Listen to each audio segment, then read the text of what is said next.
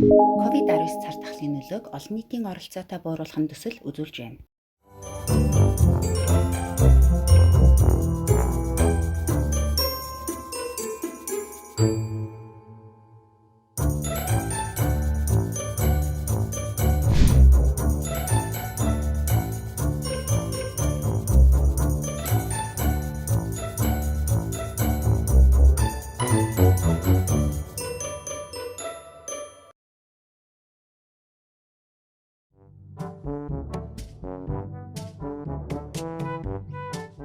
Рестораны ажил хэвээ явагдаж байгаа биз. Ямар нэгэн асуудал гарах юм бол над яаралтай мэдэгдээрэй. Хэвэн явагдаж байгаа захирлаа. Гэхдээ офисын ажилчдын 20 гаруй хувь нь коронавирусын халдвар аваад гэртээ тусгаарлагдсан байгаа. За, хэрвээ тийм бол гэрээсээ ажиллах нөөц боломжийг хангаад чиглүүлж өг. Бас бага насны хүүхдийн харах хөнгөө ажилчид байх юм бол гэрээс нь ажиллах боломжийг зохицуулаарай.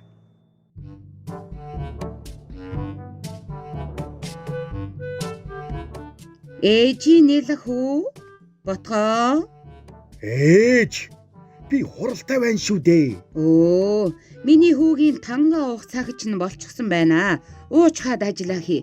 Хөрхөөс өмнө уугаарай. Шалган шүү. Имээ! Хөө имэйл дээ. Оо, нөгөө цахим хичээл. Хичээлийн цаг болчихсон байна штэ. Хоцорчихлоо штэ. Та хурдан асаагаад өгөлдөө.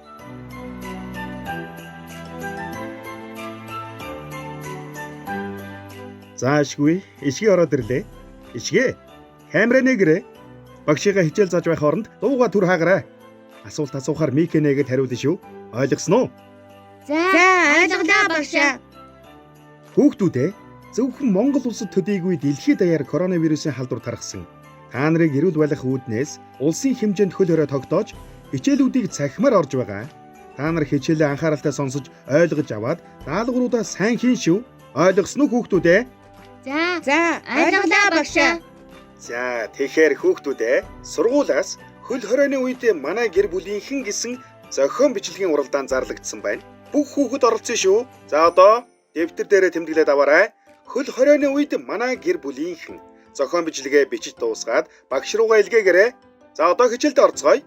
Өнөөдрийн хичээлийн гарчиг 10 ба 100-аар таймлах.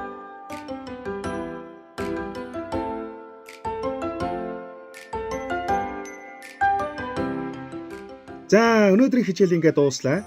Өгсөн даалгавруудаа сайн хийгээрэй. Нэрээ бас гэрээсээ битгий гараарай.